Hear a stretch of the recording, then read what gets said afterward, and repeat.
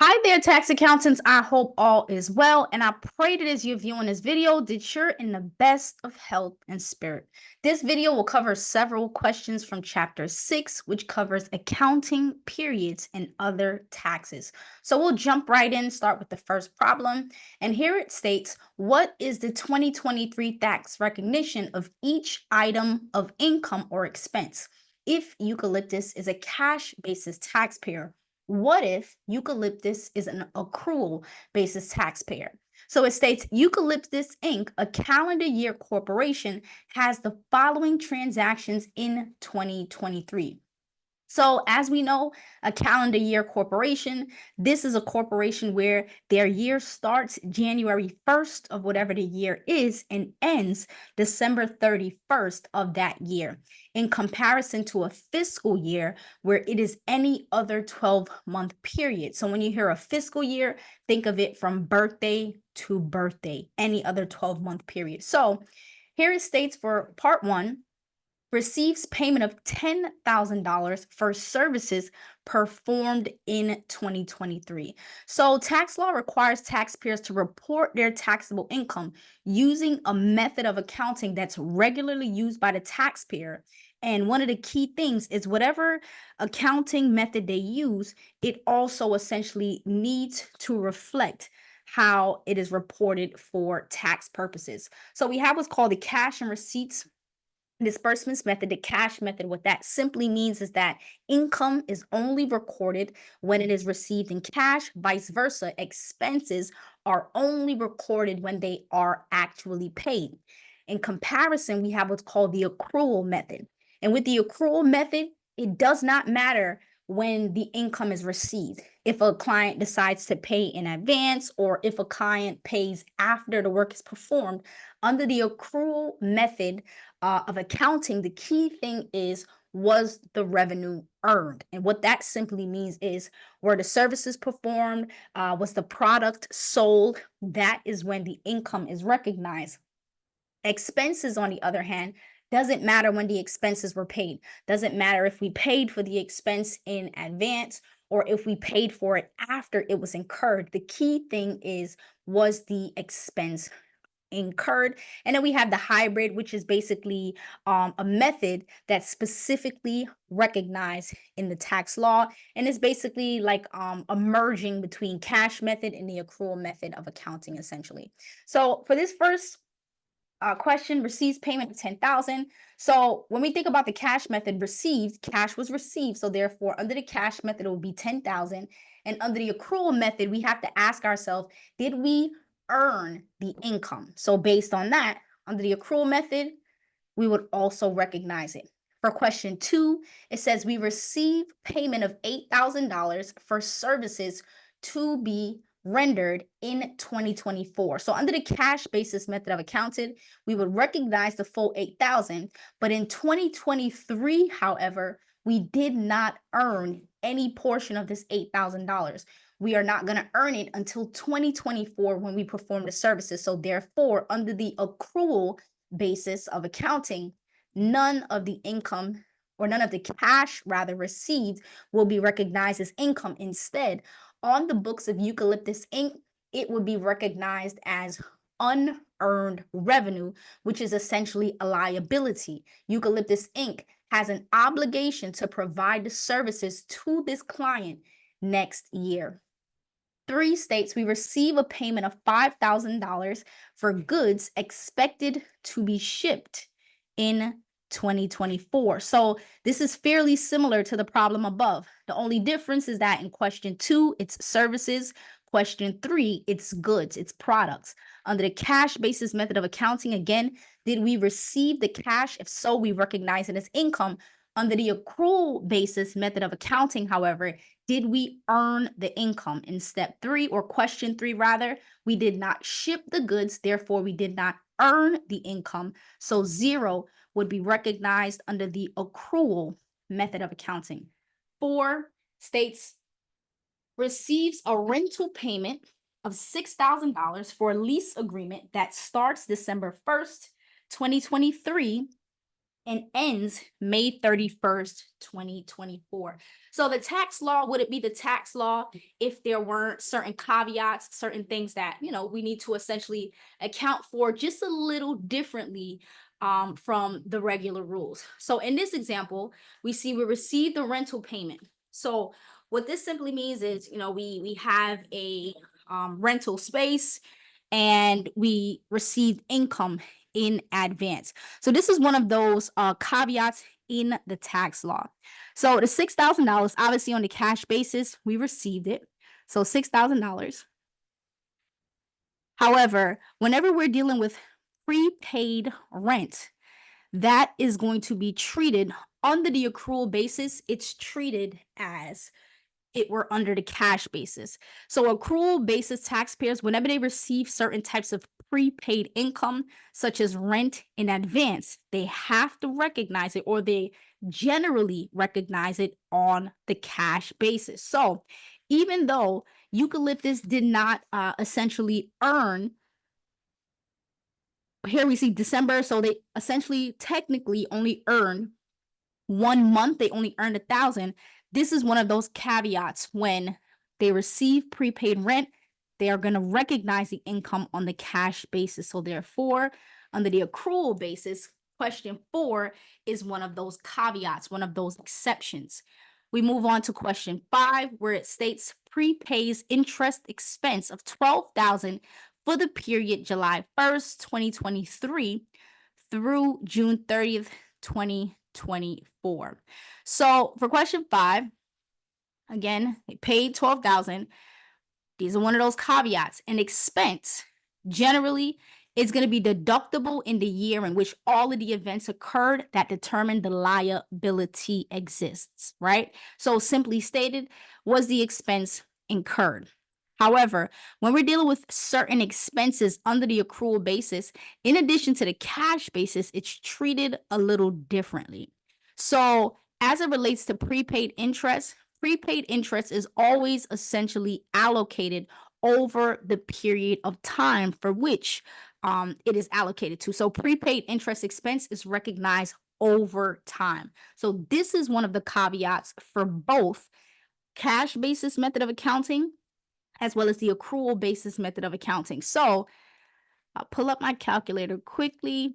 Here we see, all right, 12,000 covers a year. So July 1st, 2023 to June 30th, 2024. This is a year. So 12,000 divided by 12 months, it's essentially $1,000 per month. So as it relates specifically to prepaid interest, it is based on the months in the year, the allocation. So here it lets us know we're looking at the transactions for 2023. So July 1st to December 31st, we have July, August, September, October, November, December. So we have 6 months for which this prepaid interest applies to this calendar year. So 6,000 will be recorded. It's the same principle under the accrual basis method of accounting. Next, we move on to question 6. So in question 4, we were dealing with a prepayment of rental income. 6 and 7, we are looking at a prepayment of a rental expense. So there is a bit of a difference. So 6 states we prepay rent expense of $24,000 for a 24-month lease starting December 1st, 2023. So when it comes to our prepaid expenses, we have what's called a 12-month rule. So in order for the full amount to be deducted for prepaid expenses, it must meet this 12-month rule. And with this 12-month rule, what it essentially states is that the payment cannot exceed 12 months, essentially. And in the event that the payment exceeds 12 months, then unfortunately, only the amount that is applicable to the current year can be deducted. So here we see 24,000, it does not meet the 12-month rule. So therefore, we can only account for the portion that impacts the current year. The lease started December 1st. So 1 year, or 1 month rather, in the current year, 24,000 divided by 24. So it's $1,000 per month. So therefore, that is going to be deducted. And the same thing essentially for the accrual basis method of accounting. So with our prepaid expenses, if it does not meet the 12-month rule under the cash basis, it is treated the same as the accrual basis. Lastly, we move on to question 7. It says we prepay rent expenses of $6,000 for a 12-month lease starting December 1st, 2023. So this does meet the 6-month rule, or the 12-month rule rather. So the reason why this is set in place is because, again, a cash basis accounting kind of business, they don't want to have a whole bunch of prepaid assets on the book. That's not the nature of the business. It's cash basis. So hence, in order to reduce any complexities of having a lot of prepaid assets on the book, that is why this 12-month rule was put in place. So when the 12-month rule is met, in such case, the entire $6,000 is considered deductible under the accrual method of accounting. Here we see $6,000 for a 12-month lease, $500 per month. The lease started December 1st. So therefore, under the accrual method, we would only recognize $500.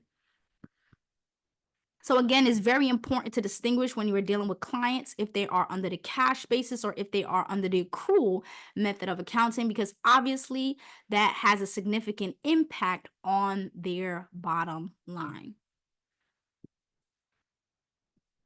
All right, so we move on to the next question, 8615. So with this 8615, this is the tax for certain children who have unearned income. So in order to prevent income shifting, tax rules, they require that in certain cases, children are going to have to pay tax at the parent's rate, right? Because again, this is dealing with unearned income of minor children. So a child, they'll generally compute their income tax liability the same way as any other taxpayer. We start off with our gross income. We subtract deductions, if any. That will give us our adjusted gross income. From there, we subtract the greater of the standard deduction or itemized deductions. And from there, we get our taxable income, multiply by the tax rate, get our tax liability, etc., etc. So in such case, however, sometimes parents, they find it beneficial from a tax planning perspective to give some of their income earning assets, such as stocks, which accumulates dividends, bonds, which accumulates interest, bank certificate deposits, mutual funds, and things of that nature, especially when you're dealing with high net worth clients. This is where you'll see this very often. They'll shift it, put it in the name of their minor children, because obviously the tax bracket for a child is going to be lower in comparison to a parent that's in the high net worth category. So Uncle Sam, obviously you don't play that. So there was an enactment to ensure that in the event that a minor has a certain amount of income, instead of it being taxed at the parent's rate, it's going to be taxed or at the child's rate rather, which is lower. It will be taxed at the parent's rate. So it's what's called the kiddie tax. So this is the form essentially. And we're going to walk through the form, and then to save parents time, some parents, they might not want to go through the hassle, because this form 8615, this would essentially be attached with the tax return for the child, and then in addition, the parents would have to file a tax return. So sometimes from a financial perspective, because for the parent, they will now have to file a tax return for themselves in addition to filing a tax return for their child. It's really like a cost benefit analysis, what makes the most sense. So some parents, they'll elect to just include the child's income on their tax return, as we'll see in the next form, the 8814. So here it states, Carl and Soren are a married couple filing jointly in 2023. They have one 12-year-old child, Trayvon, whose only income in 2023 is $4,000 of interest income. Carl and Soren's AGI in 2023 is $73,500, taxed at ordinary rate. So I'll open the individual income tax schedule. Their only other deduction is the $27,700 standard deduction. Carl and Soren, they're eligible for a $2,000 child tax credit. And it's asking us to complete form 8615 assuming Carl and Soren do not make the election to include Trayvon's income on their tax return. So here we have the Form 8615, the child's name. Then it would have the child's social, the parent's name, as well as the parent's social security number. The parent's filing status in this case lets us know they are married, filing joint. So we start off with this information here. Trayvon, his income is $4,000, so let's keep that in mind. So we enter the child's unearned income, which is $4,000, and then from there we factor in the parent's AGI. So we're going to open an Excel so that way we have this information readily available as we complete the form.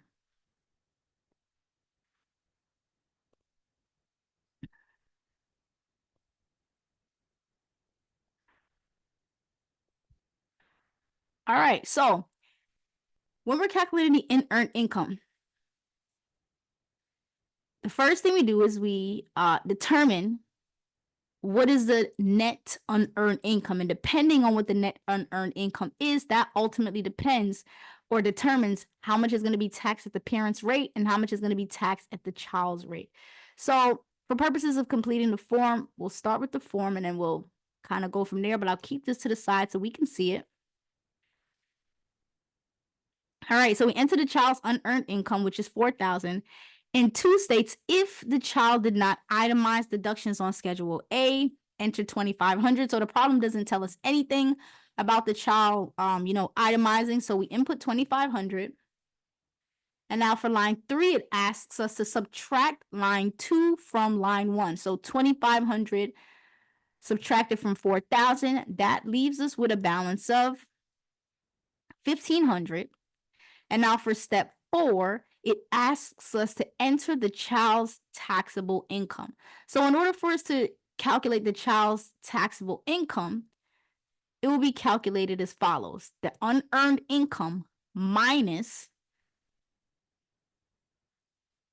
the standard deduction. Again, similar to how a taxpayer would calculate that amount, right? So let's think of it from a perspective. Normal taxpayer, they have $4,000 in income. The problem does not tell us anything about deductions, so therefore the adjusted gross income is $4,000. From there, we subtract the greater of the standard deduction or itemized deductions. The problem lets us know nothing about itemized deductions, so we take the $1,250, which is the standard deduction. So therefore, the child's taxable income is $2,750. So now line 5 asks us to enter the smaller of line 3, which is $1,500, or line 4, which is the child's taxable income. So the smaller of the two is $1,500. So we just completed part 1 for the child's net unearned income. Now we move on to part 2, which is the tentative tax based on the tax rate of the parent. So 6 asks us to enter the parent's taxable income. So similar to how we just calculated the taxable income for Trayvon, we scroll up, it lets us know the parent's AGI. So again, we start off with gross income, subtract deductions, if any, and we get our AGI. This problem already gave us the AGI, so we just need to do one calculation. 73,500. And then we take the greater of the standard deduction or itemized deductions. The problem lets us know nothing about itemized deductions, so therefore we subtract 27,700. So therefore, the parent's taxable income, Carl and Soren, their taxable income is 45,800. So now we move on to line 8, and line 8 asks us to add lines 5, 6, and 7. So line 5 represents the portion of the income that is going to be added, included on the parent's tax return. So 45,800 plus the 1,500 from line 5. Line 8 would be 47,300. And then now on line 9, it asks us to enter the tax on the amount on line 8 based on the parent's filing status. So for this information, we're going to go to our tax tables. So we see that the taxable income was 47,300. So we scroll down to get to the specific table. So we have 47,300. So the taxable income, the range is here. So we have at least 47,300, but not more than 47,350. So if we scroll up to the top, we see this is if line 15 taxable income is at least but less than, and you are, if you're single, this column represents your tax liability. Married, filing joint, this represents your tax liability, etc. So we know that we're going to be using this second column. So we scroll down, 47,300. So we basically connect the dots. This grade column is where we would look, and then this represents our range. So hence we connect the dots. The tax liability for Carl and Soren, including the child's income, the taxable income would be 5,239. So line 9 is 5,239. Line 10 asks us to enter the parent's tax from Form 1040 minus any alternative minimum tax. So what line 10 is asking us is, all right, assume we didn't have to account for this $1,500. What would be the parent's tax rate? So simply stated, as we calculated before, the parent's taxable income was $45,800 with no regard to the $1,500 from Trayvon that would potentially be included in their income. So we use the taxable income of $45,800. We go back to our chart, same thing, at least but less than, so 45,800. So it's at least 45,800 but less than 45,850. So therefore, without considering the 1,500 from Trayvon, the tax liability would be 5,059. So 5,059. And then now for line 11, it's asking us to subtract line 10 from line 9 and enter the result. So 5,239, which is the tax liability, including the 1,500 from Trayvon, minus the tax liability of Carl and Soren, without considering that 1,500 from Trayvon. So 5,239 minus 5,059, that gives us a difference of 180. So we move on to line 12A, and it asks us to add lines 5 and line 7. So it's not asking us to input the information, but I want us to get a better understanding of how we calculate the amount for line 13. So add lines 5 and line 7. Line 5 is 1,500. And line 7 is blank, which is 0. So 1,500 plus 0 gives us 1,500. So that's 12A. 12B asks us to divide line 5, which is 1,500, by the amount that was calculated for 12A. So line 5 is 1,500. Line 12A, based on what we just calculated, is also 1,500. So 1,500 divided by 1,500 is essentially 1 or 100%. So now if we move on to line 13, it asks us to multiply line 11 by the amount on 12B.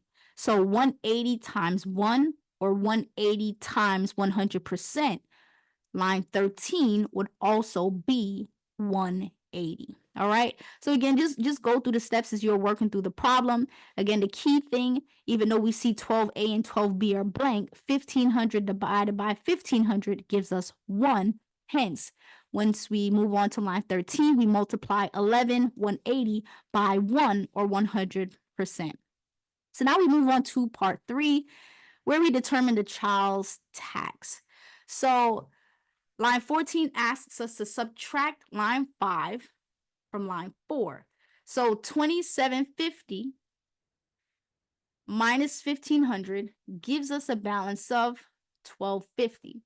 So based on this, it asks us to enter the tax on the amount on line 14 based on the child's filing status. So we go back to our tax tables, and we know that the child is going to be considered single and with income of 1,250. So at least but less than, the first column for Trayvon is where we will determine the tax liability. So 1,250. So at least 1,250 but less than 1,275 as a single individual, the tax is going to be $126. Line 16 asks us to add lines 13 and 15. So 180 plus 126, the total on line 16 is 306. And then line 17 asks us to enter the tax on the amount on line 4 based on the child's filing status. So if we scroll up to line 4, again, this is Trayvon's taxable income. How do we calculate it? His gross income minus deductions, which were 0. So I'll run through the calculation again. 4,000 minus deductions, which were 0. That gave Trayvon an adjusted gross income of 4,000. And from there, we subtracted the standard deduction, which is $1,250, and that is how we calculated Trayvon's taxable income of $2,750. So based on that, we go back to the table. So $2,750, but less than $2,775 as a single individual, the tax liability would be $276.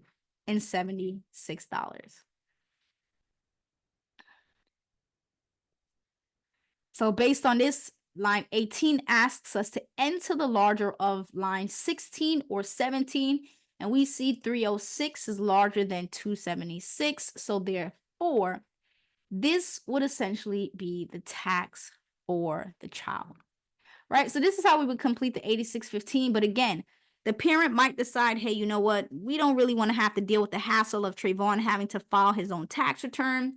And if certain conditions are met, parents, they can elect to include a child's gross income on the parent's tax return. And this election, it basically eliminates the child's return filing requirements, and it saves the parents the trouble of having to file Form 8615 for the kiddie tax as we just calculated. In order to file and make this election, the child's gross income, it has to be from interest and or dividends only. The gross income, it has to be more than 1,250 and less than 12,500. And no estimated taxes should have been paid in the name of the child, and the child is not subjected to any backup withholding. So here we see the 8814. Line 1A, it asks us to enter the child's taxable interest. So in this case, 4,000, right? We scroll back up in the problem and we know that Trayvon's income was $4,000 from interest. And B, 2A rather asks us to enter the child's ordinary dividends. So Trayvon in this case doesn't have any income from dividends. It's just interest. Line 3 asks us to enter your child's capital gain distributions. Nothing in the problem indicates that there's any capital gain distribution, so that's 0. So we move on to line 4, and it asks us to add line 1A, 2A, and 3. And it states, if the total is 2,500 or less, skip lines 5 through 12 and go to 13. If the total is 12,500 or more, don't file the form. The child needs to file their own report of income. So 4,000 plus 0 gives us 4,000. All right, so the total is not 2,500 or less, so we are not skipping lines 5 through 12. So we move on to line 5, we enter the base amount, which is 2,500. And now for line 6, it asks us to subtract line 5 from line 4. So 4,000 minus 2,500, line 6 is 1,500. So here it states, if both lines 2B, which is 0, 3, which is also 0 or blank, we skip lines 7 through 10. So we skip lines 7 through 10, and it also lets us know we enter a 0 on line 11. So we move on to 12. Here it says in box 12, subtract line 11, which is 0, from line 6. So 1,500 minus 0 gives us 1,500. So based on this, we just calculated the child's interest and dividends to report on the parent's return, which is 1,500. So now we move on to part 2. And for part 2, it asks us to input the amount not taxed. And it says enter 1,250, which we do. Line 14 asks us to subtract line 13, this 1,250, from line 4. So if we scroll up, line 4 is 4,000. So 4,000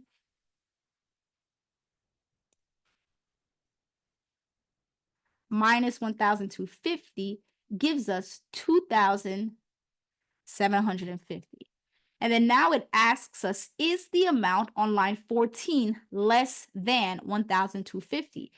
If no, enter 125. If yes, we multiply it by 10%. So the amount is not less than 1,250. It is 2,750. So therefore, the tax for the parents will be 125. So obviously, based on the situation, it works better in the parents' interest to just include it on their tax return versus having to file Form 8615, right? So that will essentially make more sense if we choose this option. So something to keep in mind, some clients, what they would do before they decide to determine if to file a separate return for the child or to file it themselves, they would essentially, run both scenarios, see which works out best, and then go from there. All right. So this brings us to our next question.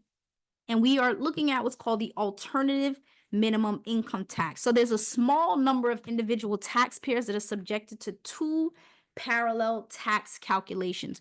We have what's the regular tax, which we've calculated previously, and we see here based on the taxable income and the filing status that ultimately determines the tax liability for a client. And then we have what's called the alternative minimum tax. This is often referred to as AMT. The AMT, this tax was enacted in the 1960s, and this was basically to ensure that wealthy taxpayers that they don't take advantage of special tax write-offs. This includes preferences and other adjustments. Why? Uncle Sam don't play that, right? For wealthy taxpayers, what they would do, they would take advantage of these things to essentially pay less in taxes, but Uncle Sam catches on. This is now enacted, and there are several individuals in the event that their alternative minimum tax is, if their AMT tax liability is higher than their regular tax liability, then they owe Uncle Sam more. So we have this example here, and it says Harold Brown, a single taxpayer, has adjusted gross income of $620,000. He has a deduction for home mortgage interest of $23,000, cash contributions of $11,000, state income taxes of $10,000, and private activity bond interest of $110,000. Assuming Harold's regular tax liability is $173,495, complete Form 6251 to calculate the amount of Harold's net alternative minimum tax. So as we go through this question, I'm going to open the spreadsheet.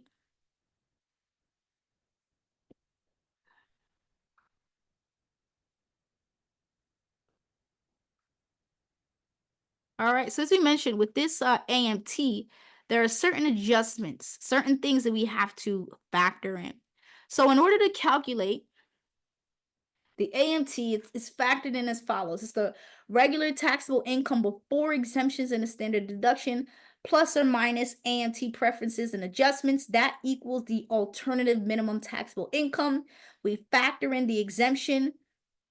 We determine the amount of income that's going to be subjected to AMT. We multiply it by AMT rate.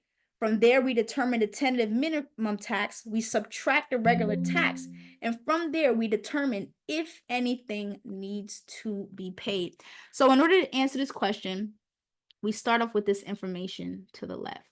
So the adjusted gross income would be calculated as follows. So here it says the adjusted gross income was $620,000.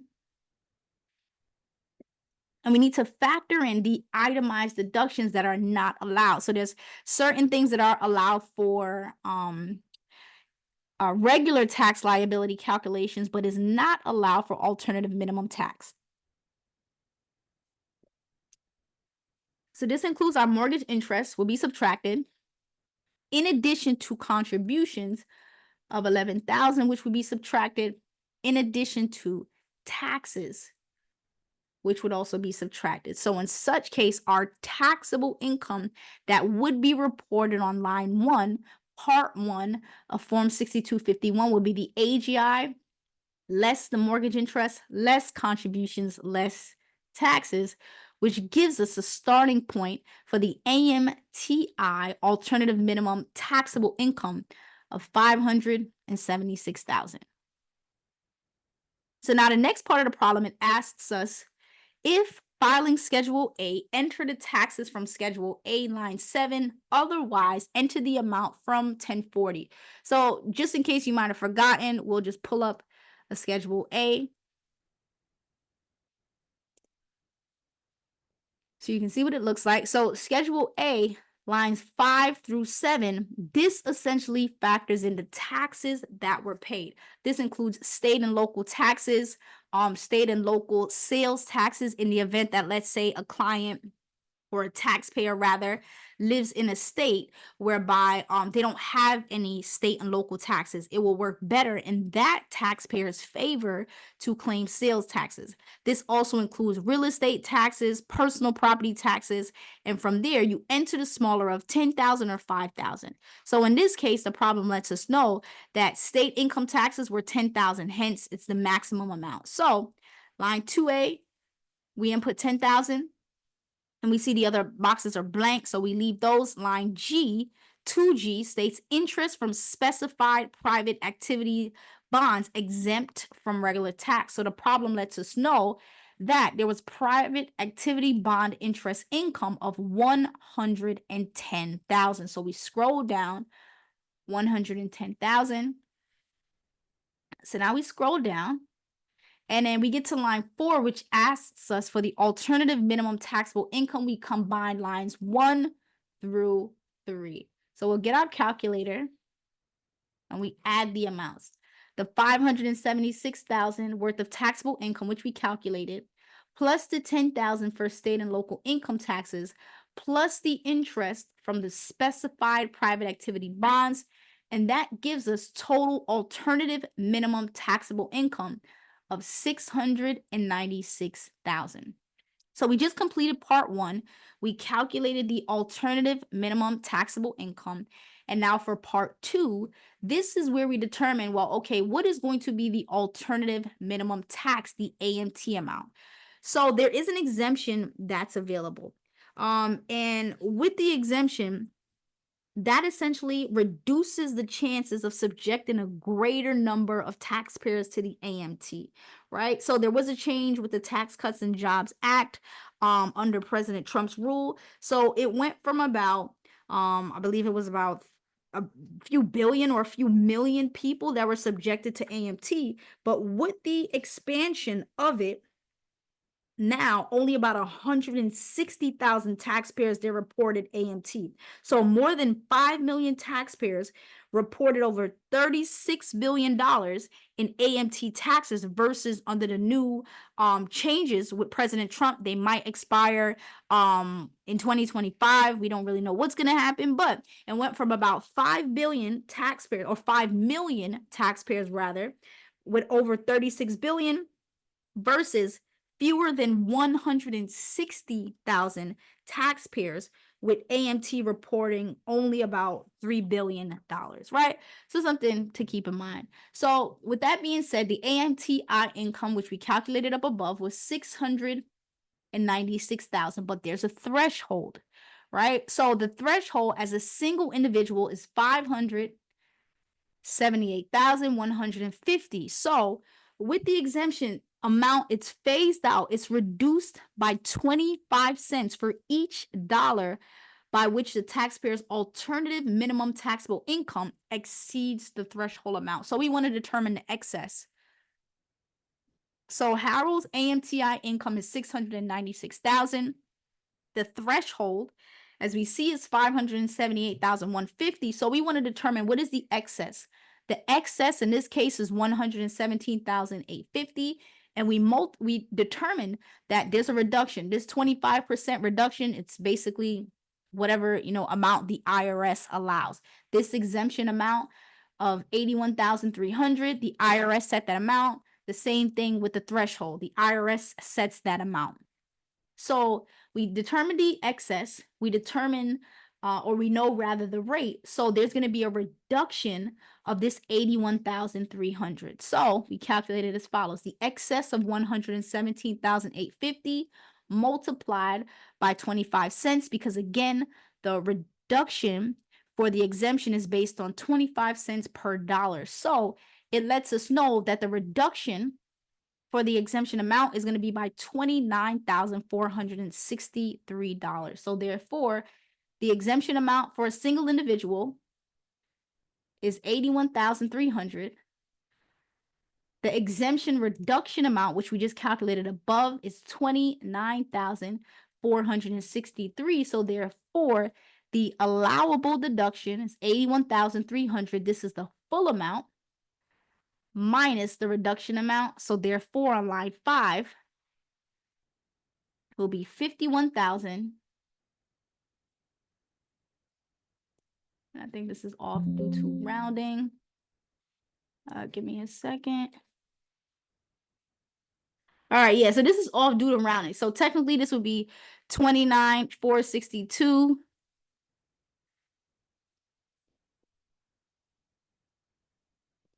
Oh, if we round it up, 29,463. Yeah. All right, so we round it up. So 29,463. So the allowable exemption, because again, once it's 50 cents or higher, then we round it up. So 29,463, the exemption amount on line 5 will be 51,837. So let's say Harold's AMTI income, let's just say for, explanation purposes, it was 575,000. In such case, Harold will be able to claim the full AMT exemption. So it says if your filing status is single, and we'll just look at this line, single or head of household, and line 4 is not over, then we enter on line 5. But it says if line 5 is over the amount shown, we have to see instructions, and this is essentially what we would need to do. We would consider how much is in excess of the threshold, and in Harold's case, it was 696,000 minus the threshold.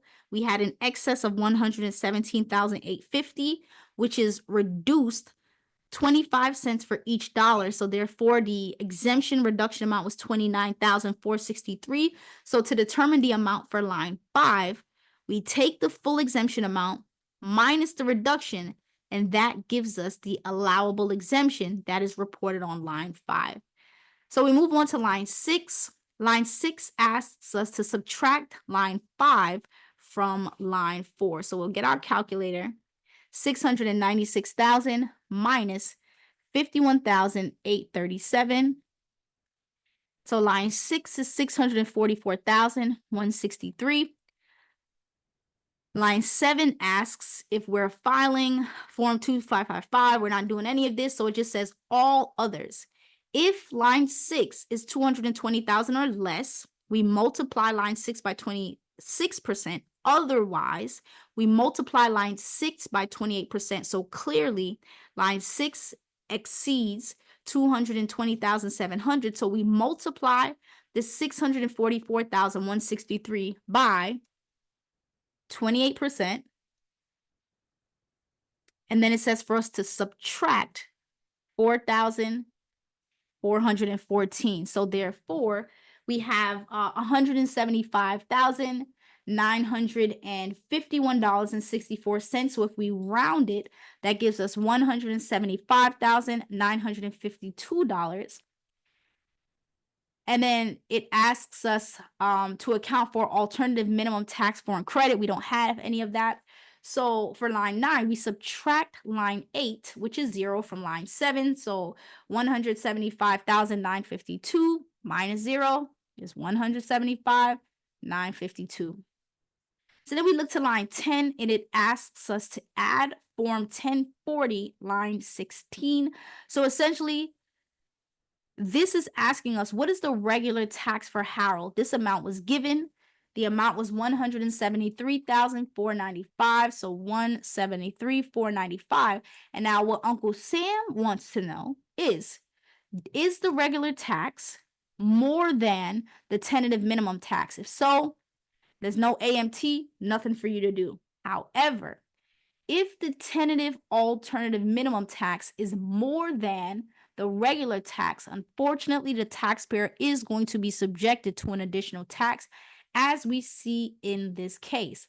The $175,952 is more than the regular tax liability. So therefore, Harold owes Uncle Sam an additional $2,457 in AMT taxes. All right. So the great thing, obviously, this is us manually looking at how to calculate it. Tax softwares would automatically factor this in. The form would be completed for the most part, but to get a better understanding of it, we had the opportunity to look at this problem and preparing the form manually. So this brings us to our next question. And here's a fairly, simple multiple choice question. It asks, which of the following is an acceptable method of accounting under the tax law? Well, the hybrid method is allowed. The accrual method is allowed. The cash method is allowed. D states all of these are acceptable methods, and E states none of the methods are acceptable. The correct answer is D. All of these are acceptable methods. Next question, it states, a cash basis taxpayer will recognize gross income when it is earned, A, B, actually or constructively received, C, when shipped for goods and when provided for services, and D, when reasonably estimable. So the correct answer is, for a cash basis taxpayer, they'll recognize gross income when it is actively or constructively received. Now we move on to this next question, and this is dealing with related parties. So whenever taxpayers, they're not independent of each other, if they engage in certain transactions, there's potential abuse for the tax system. And as we know, Uncle Sam ain't having that. So what happens in such case?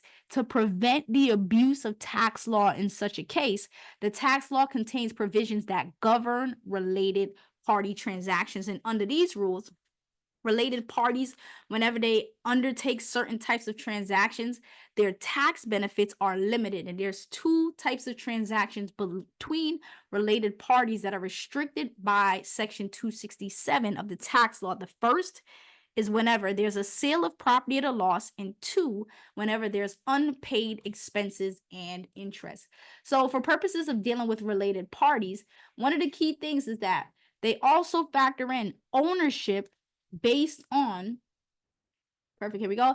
They also factor in ownership based on any indirect ownership. So we'll look at this problem to get a better understanding. It states, what is Mackley's total direct and constructive ownership of LMJ Corporation under Section 267?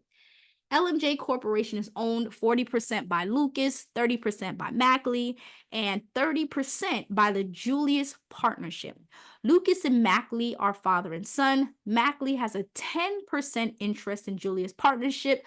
So what is his total and constructive ownership of LMJ?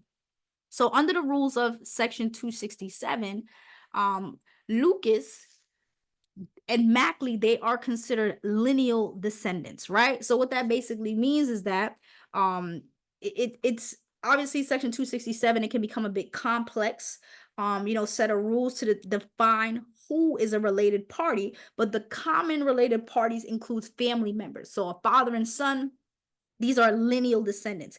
This also includes brothers, sisters, spouses, ancestors, parents, grandparents, in addition to any lineal descendants, as we pointed out, which is children, grandchildren. This will also include a corporation or an individual who directly or indirectly owns more than 50%.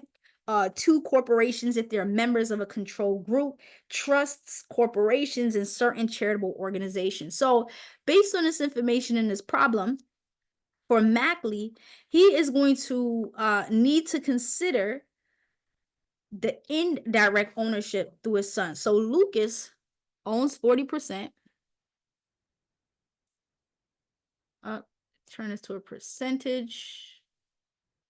All right, so Lucas owns 40%. So he indirectly owns 40% through his son, because again, it says LMJ owned 40% by Lucas, 30% by Mackley, which is his own ownership. And then it says 30% is owned by Julia's partnership. And then it lets us know that Mackley has a 10% interest in this partnership. So therefore,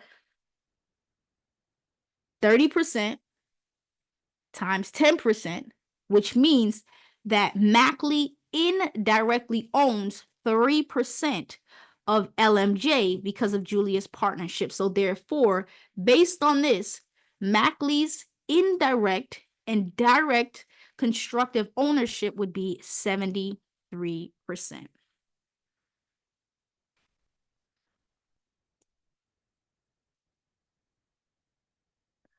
So we move on to our next question. Here it states, Skylar is married, files jointly, and earns $410,000 in salary during 2023. What is the amount of the 0.9% Medicare tax for high income taxpayers that his employer must withhold from his wages? So there's two separate Medicare taxes for certain high income taxpayers in order to help cover the cost of the Affordable Care Act, also referred to as ACA. So the first is a 3.8 net investment income tax, and the second is a 0.9% additional Medicare tax on wages and self-employment income. So this question is essentially asking us about the latter.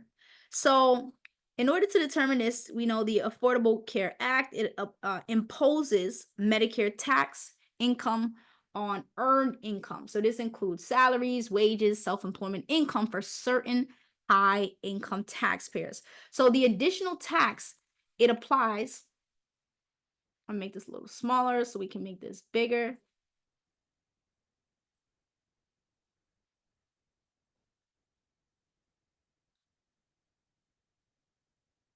All right, perfect. So the additional tax that applies to high income taxpayers defined as taxpayers with earned income from wages, compensation, and self-employment income over the following threshold. So if they're married filing joint, if they make more than 250,000, if they're married filing separate, if they make more than 125,000, and single filers $200,000. And this also includes those that are head of household and qualifying widowers. So the additional Medicare tax, it must be withheld from each employee with a salary in excess of a statutory threshold, whether they are single and whether they are married. Married couples, they would essentially combine their earned income and compare the total with the threshold for married taxpayers to determine if they owe the additional Medicare. So the statutory threshold is $200,000, right? So looking at this question, just gonna update this. All right, so looking at this question, it lets us know that Skylar has a salary of $410,000. The threshold we know is 200,000. So we find a difference between the two. Salary minus the threshold of 200,000. There's an excess of $210,000. So the additional Medicare tax that the employer is going to need to withhold is the excess of 210,000 multiplied by the additional 0.9 tax. Yep, missing a zero. So 0.09. All right, so the additional tax is going to be 1,890. So this information for this additional tax is going to be reported on Form 8959. So just so you can see what it looks like, Form 8959. All right, so this is what the form looks like.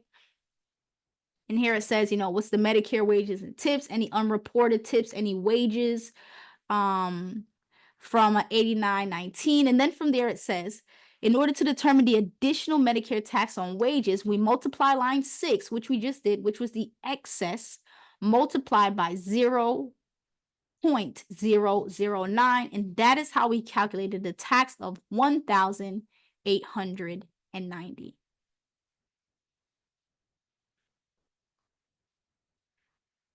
All right, so this brings us to our next question. And here it states Nia is 12 years old and her only income is $5,500 interest income from a bank account with money her parents have given her to save for college. If Nia's parents' tax rate is 35% and Nia's portion of income is taxed at 10%, what is Nia's income tax liability? So the first thing we need to do is we need to determine what is the net unearned income. So the net earned income, we start off with the 5,500. From there, we subtract the standard deduction, which is 1,250. And then there's also what's called a statutory deduction. And again, these amounts, they are adjusted for inflation. But as of right now, for 2023, it is 1,250. And from there, we determine the unearned income. So we get the sum. And that leaves us with 3,000, right? So what essentially happens is we saw in a previous problem, if the unearned income is 0 or less, then any of the income earned is going to be taxed at the child's rate. But if the unearned income is positive, as we see in this case, this $3,000 is going to be taxed at the parent's tax rate. And the problem lets us know that the parent's tax rate is 35%, so 0.35. So therefore, the tax liability for the unearned income is 3,000 multiplied by 35%. But we need to determine Nia's taxable income and how much is going to be taxed at her rate. So in order to do that, 5,500 is the interest income. And from there, we subtract the standard deduction of 1,250 in order to determine Nia's taxable income. So Nia's taxable income is going to be 4,250. But we need to factor in, hey, all right, her taxable income is 4,250, but a portion of this 4,250 was taxed at the parent's rate. So we would subtract the $3,000 that we calculated up above was taxed at the parent's rate. So therefore, the taxable unearned income at the child's rate is going to be the 4,250 less the amount that was taxed at the parent's rate. 1,250 is going to be taxed at Nia's rate. And a problem lets us know that Nia's rate is 10%. So therefore, here we have the parents. Then we have the child's tax liability. So the 1,250 multiplied by 10% gives us 125.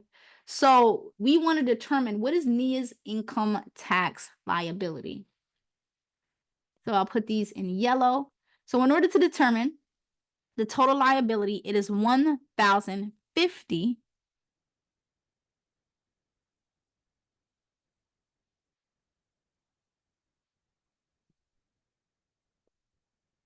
plus the 125, which gives us a total of $1,175. So after we do the two separate calculations, we add the parent's tax liability plus the child's tax liability for a total of $1,175. Hence, that is the answer to this question. So we move on to the next problem. Here we have a multiple choice question. It's simply asking the 3.8 Medicare tax does not apply to which of the following. So just keep in mind with the Medicare tax, the 3.8, in the profession, we refer to it as the net investment income tax, or referred to as the NIT, NIIT tax. So this tax is ultimately based on investment income, passive income.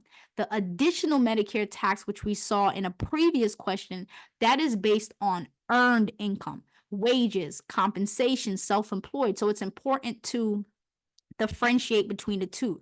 So the 3.8 Medicare tax does not apply to which of the following. Interest is investment income. Capital gains are investment income. Wages is the correct answer because wages is earned income, and it only applies to investment income, passive income. So for this question, this is essentially the reverse. It's asking the 0.9, the additional Medicare tax applies to which of the following? So IRA distributions, no. Tax exempt income, nope. Gain on the sale of a principal residence, nope. So one key thing to keep in mind is that the 0.9 Medicare tax applies to earned income, not unearned income. So something to keep in mind. So for this next question, it states, what should he do now? Hakeem used the information from the W-2 provided by his employer when he filed his tax return. Then he realized that he forgot to include his self-employment income. What should he do now? So in the event that, let's say, an individual files a return and they realize, wait, hold up, I made a mistake. You can do what's called file an amended return. So with an amended return, obviously there are some caveats. There's a time frame. You can't say, hey, wait, like 10 years ago, I filed a tax return and I realized that something was wrong. Does not happen that way, unfortunately. So what happens is that with the amended tax return, you essentially have 3 years from the date that the return was filed, or essentially when the tax was withheld. So something to keep in mind with amended returns, there is a time limit that should be considered. So Hakeem does not need to worry. All he needs to do, just file an amended Form 1040X. With this question, here it states, calculate Geraldine's net income from her business for the current year. Geraldine is an accrual basis taxpayer who has the following transactions during the current calendar year. So we saw a problem previously where we were considering the accounting methods. We know with an accrual basis taxpayer, revenue is recognized when it is earned. Expenses are recorded when they are incurred, but there are some caveats, especially when we are dealing with prepayment of income, in addition to prepayment of expenses. So we'll start to look at this problem. It says accrued business income for products shipped except rent. All right, so we have accrued income of $220,000. Here it says cash received in advance for products not shipped. In such case, nope, none of this is going to be reported. We didn't earn any of the $10,000. We still have a liability. But we know that whenever there's a prepayment of rental income or prepayment of income, of specific types of income, especially rental income, yes, it's under the accrual basis method of accounting, but for tax purposes, the individual needs to recognize the income. So this $21,000 for rental income on a building lease for the next 6 months, Uncle Sam says $21,000 needs to be recognized as income. So I'll get my calculator ready. $220,000 for accrued income, $0 for advance payments, and $21,000 for rental income. So thus far, we have income of $241,000. Next, we have expenses, as we see here, other than rental for $170,000. So expenses other than rental. And then we see we have a rental expense. So here it states prepaid rent expense for 6 months paid on December 1st. So one thing we need to keep in mind, all right, we see here that the rent expense that was being paid in advance, we need to accurately account for it. So the cash receipts and disbursements method, as we know, you're only recognizing the expense when it is paid and the income when it is received.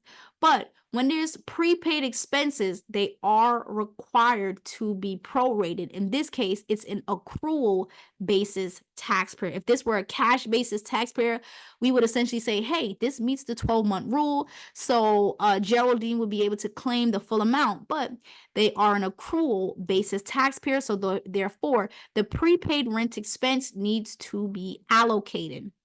So 9,000 divided by 6 months, it's $1,500 per month. It is as of December 1st, which means that only 1 month of the prepaid rent has been used up. So therefore, we can only deduct $1,500. So it asks us for the net income in this case.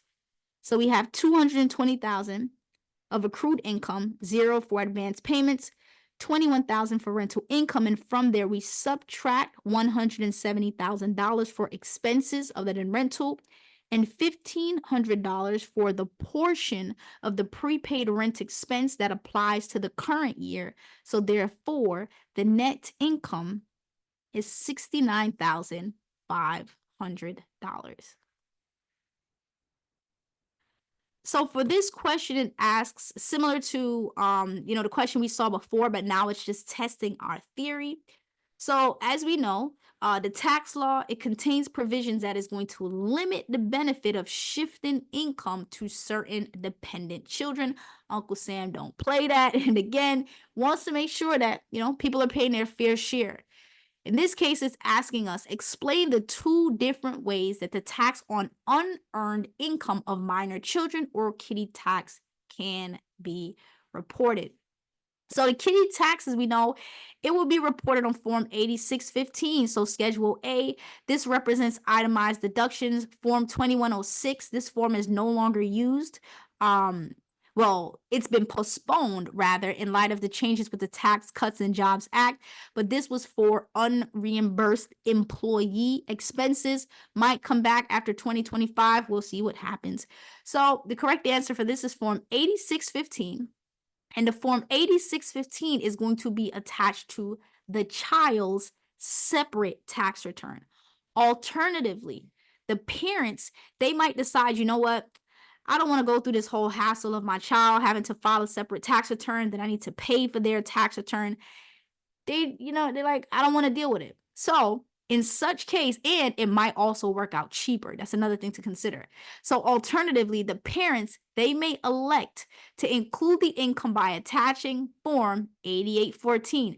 Schedule C is for profit or loss for a business. Form 6251 is for the alternative minimum tax, but 8814 is the form for parents to include the child's unearned income on their tax return. So to make this election, the child's unearned income must be more than $1,250. However, it must be less than $12,500. And obviously, these dollar amounts, they are subject to change based on the adjustments for inflation at the start of every new tax year. So for this next question, it's asking, if Otto and Monica's taxable income for the year is $47,800, determine the amount of their AMTI before the exemption. So we have an Excel spreadsheet for this question. I'm going to pull it up.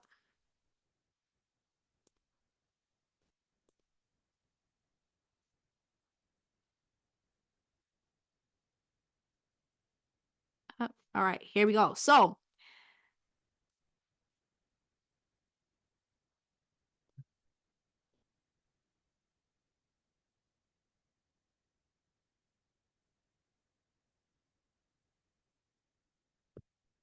all right, give me a second to get the correct spreadsheet.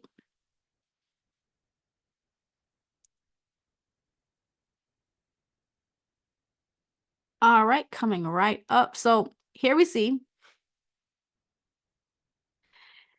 computing the AMTI, it can be accomplished in 2 ways, right? We have what's called the taxable income method, and then we have what's called the adjusted gross income method. Still use the same result, just a tad bit of a difference as it relates to the calculation. So I'm just going to make this a little smaller or bigger rather, so that way we can see the entire screen.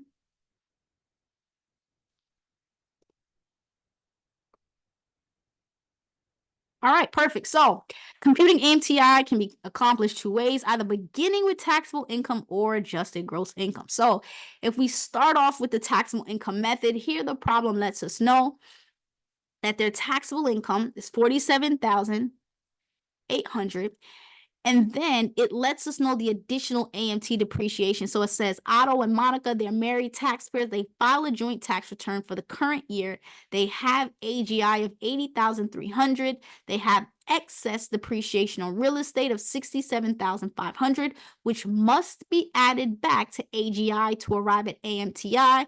The amount of their mortgage interest expense for the year was $25,000, and they made charitable contributions of $7,500. So we know the additional AMT depreciation, $6,500.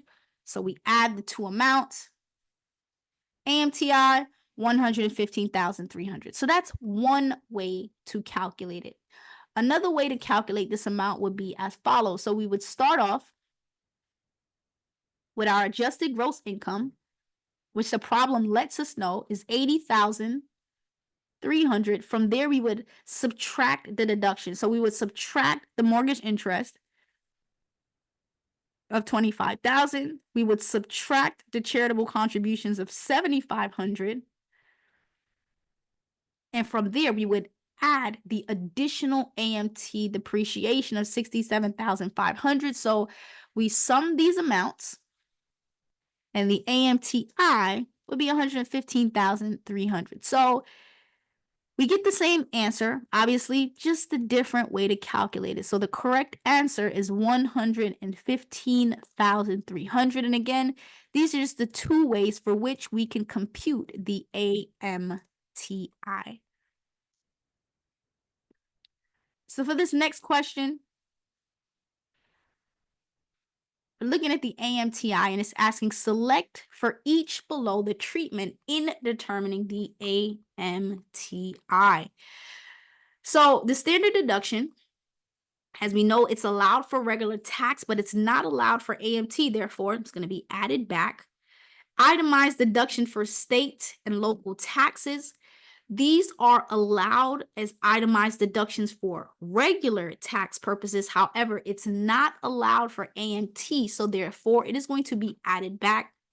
Depreciation differences. So although a deduction for depreciation is allowed for AMT purposes, the difference is that generally under AMT, it's calculated over a longer life. So let's say, for example, cars for tax purposes, they're generally depreciated over 5 years. For AMT, it might be 7 years or 10 years, right? So there's a difference. Therefore, nothing, right? There's no impact essentially in determining the AMTI. It's still allowed. It's just, calculated differently, and it might also be a different method.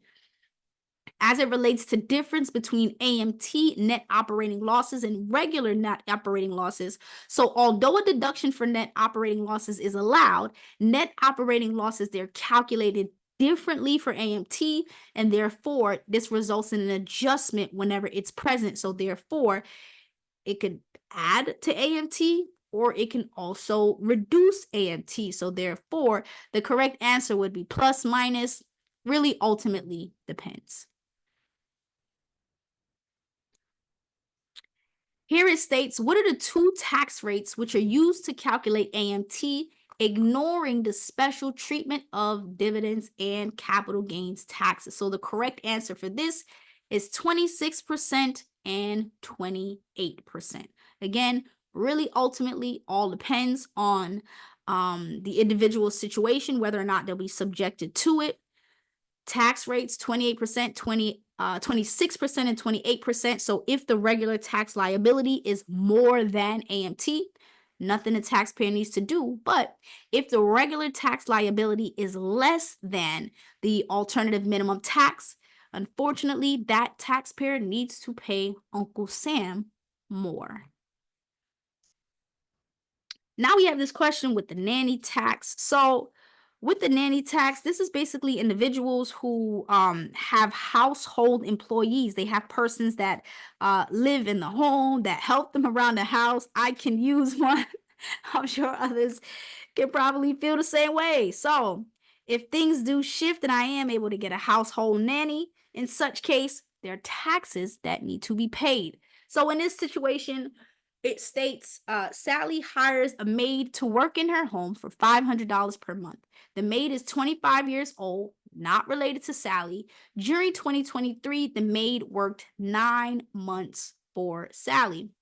So the question is asking us, what is the employer's share of Social Security? All right, we're just going to make this a little smaller so we can see both.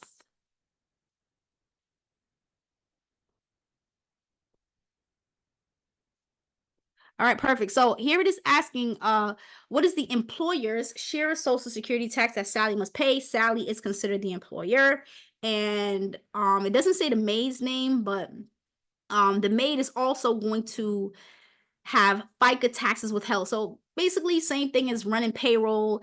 They need to account for FICA taxes. So over the years, the taxation of reporting of the household employee wages, it was pretty complex, right? The threshold for filing was low.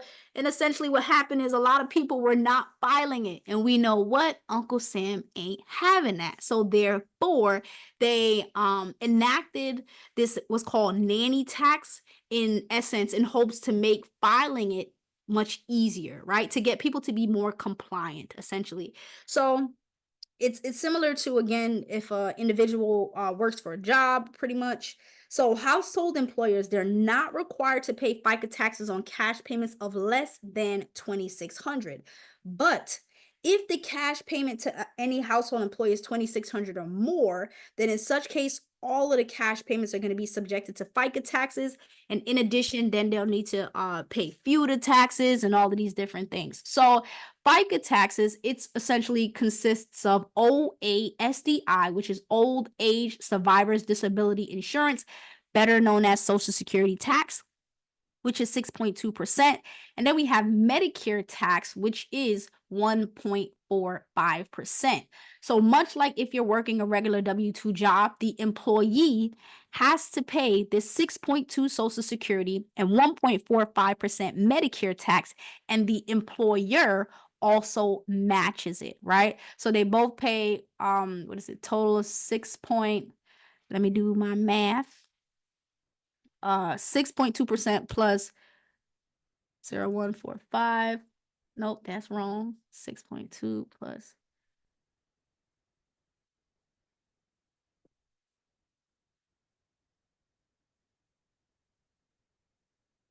There we go. 7.65%. All right. So a combined total for the employee of 7.65% and the employer 7.65%. So problem's fairly straightforward. The monthly amount is $500. Work for 9 months. So the total wages, $500 a month times 9 months. Total wages, $4,500. The OASDI rate, 6.2%. So therefore, the total employer OASDI is the total wages multiplied by the rate. Should be a dollar amount. So therefore, $279. So keep in mind with this problem, it says do not round immediate computations and round your final answers to 2 decimal places. So therefore, this would be $279 even. Now we move on to the employer's share of Medicare. I mean, the wages are the same. $500 a month, 9 months gives us $4,500. But just for sake of ensuring everyone understands, we'll do the calculation again. The Medicare rate is mentioned. It is 1.45%. So the employer's Medicare taxes is based on the total wages times the Medicare rate. So in such case, the total employer Medicare taxes is 65.25. And now for question C, it asks, well, what's the employee's share of Social Security and Medicare? So total wages, which we know is $4,500. the OA, SDI, and the Medicare rate. So we know Medicare rate is 6.2. And in addition, we add the Medicare tax 0.0145. That gives us 7.65%. So just to make it easier, 4,500 times the Social Security rate of 6.2 plus the Medicare rate of 1.45, the total amount that is going to be withheld from the maid's wages is $344.25. So keep in mind, if you work in this problem and you round it and you input $65, it is going to be wrong. Why? The problem states round your final answers to 2 decimal places. So please keep that in mind. If it says for you to round to 0 decimal places or whatever it is, then obviously, you will just input it at 65, and then this one would be rounded to $344.25. But in this case, it wants you to round the answer to 2 decimal places. So please keep that in mind. This brings us to our next question. Here it states, Rachel is single, has wages of $275,000. Sorry, Rachel's single and has wages of $250,000 and dividend income of $90,000. The problem asks us to calculate the amount of the 3.8% net investment income tax that she must pay. So here it lets us know total wages of $250,000. And then there's dividend income of $90,000. So we add the 90,000, and then that gives us our modified AGI. So the wages of $250 plus dividend income, we get our modified AGI of $340,000. And then there's a threshold. So with the Affordable Care Act, we know that this essentially imposes a 3.8 Medicare tax on the net investment income of individuals that have modified AGI over $250,000 if they're married, filing joint, $125,000 if they're married, filing separate, and $200,000 for single filers in this case, which Rachel is. So we subtract the threshold, which is $200,000, and we want to determine the excess. So the excess in this case is $140,000. And in order to determine the additional amount of income that is going to be taxed for Rachel, we take the lesser of the excess or the investment income. And in such case, we see the excess is 140 and the dividend income is 90, and the lesser of the two, obviously, is 90,000. The tax rate, which we know is 3.8%. So therefore, the additional tax for Rachel is $3,420. Obviously. So we see, hey, this tax rate seems small, but depending on how much investment income the individual has, clearly it can be a lot. All right. So just keep that in mind. We move on to the next problem. We are still focusing on special taxes for high income taxpayers. So here it asks, how much 0.9% Medicare tax for high income taxpayers will Otto and Alma have to pay with their 2023 income tax return? States married taxpayers Otto and Alma are both self-employed. Otto earns $352,000 of self-employment income, and Alma has a self-employment loss of $13,500. So in this case, $352,000, which is Otto's self-employment income. Oh, have an extra zero. All right, and Alma's self-employment income, she has a loss of $13,500. So as a married couple, we sum the two to account for this additional Medicare tax. So based on this, the total income is $338,500. And again, the threshold for a married filing joint couple is $250. So we subtract the threshold, and from there we want to determine the excess. So the excess is the total income, which consists of Otto's self-employment income of $352,000 and Alma's self-employment income loss of $13,500, which gives us a total of $338,500. From there, we subtract the threshold. So there's an excess of 88,300. And the tax rate is 0.009%.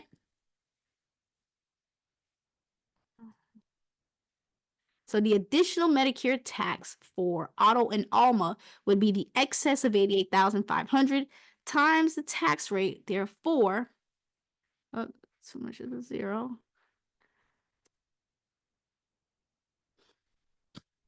Oh, 0.9. Sorry, this is already a decimal. All right, so here we have the 9%. Let's see what this is.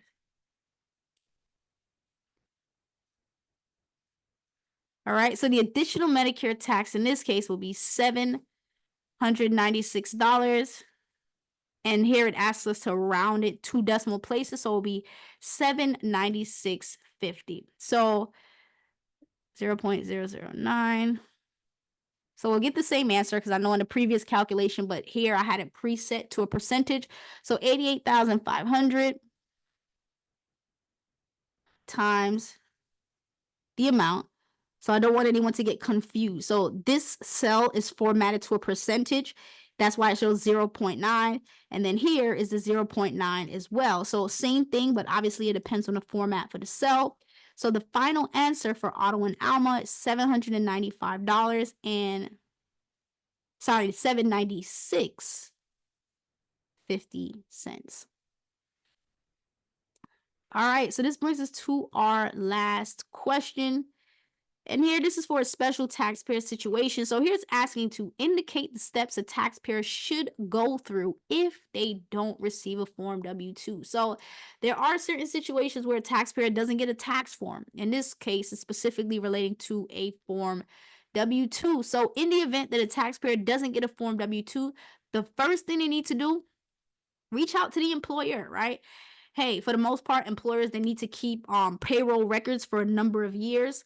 So they should be able to get the W-2, but in a case where, let's say, the company closed down, right? Then what can a person do?